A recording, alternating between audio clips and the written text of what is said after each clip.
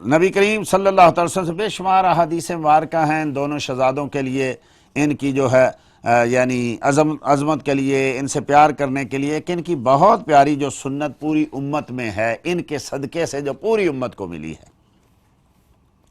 وہ ہے کہ نبی کریم صلی اللہ تعالی وسلم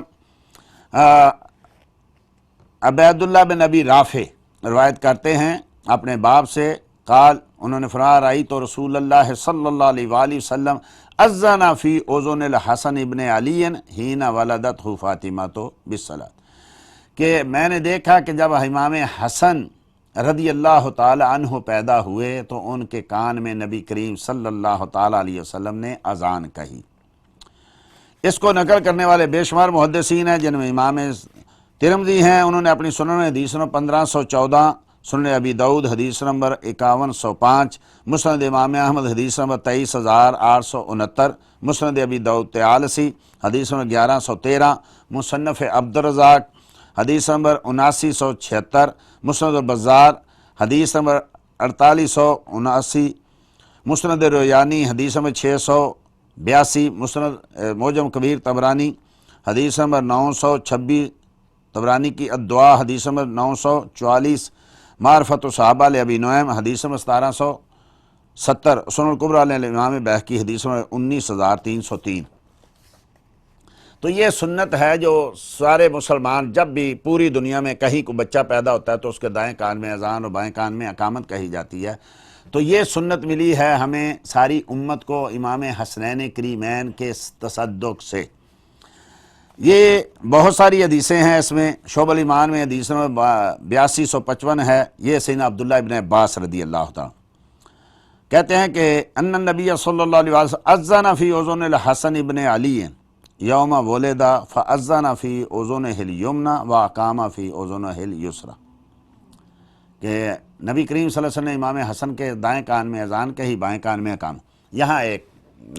چیز جو ہے وہ ذہن میں رکھنی چاہیے، کان میں اذان دینے کی جتنی بھی احادیث ہیں ان پہ جرح ہے، اگرچہ امام ترمذی نے اس کو حسن صحیح کہا، لیکن اکثریت محدثین کے ان کو ضعیف مانتی ہے، حتیٰ کہ البانی نے کہا کہ اس کی کوئی سند صحیح نہیں، لیکن اس کے باوجود پوری امت، ہر فرقہ، ہر جماعت، ہر امام اس پہ عمل کر رہا ہے، جبکہ ایک بھی سند صحیح صحت کے درجے تک نہیں پہنچتی۔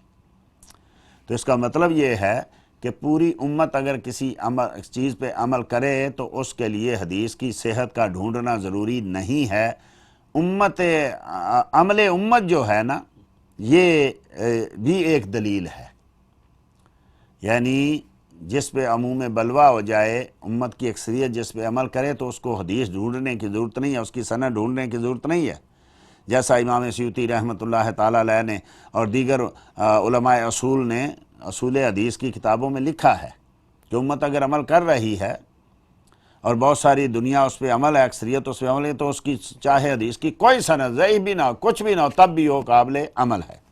اور یہ الحمدللہ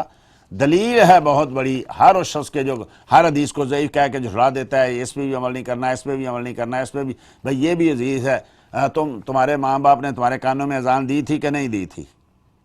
تو جب ضعیف حدیث پہ عمل ہو سکتا ہے تو ادھر ہو سکتا ہے، تو نبی کریم صلی اللہ علیہ وسلم کی فضیلت میں اور دیگر فضائل میں بھی ہو سکتا ہے۔ دین کی بات پھیلانا صدقہ جاریہ ہے، ثواب کی نیت سے ویڈیو کو شیئر ضرور کیجیے۔ جزاک اللہ۔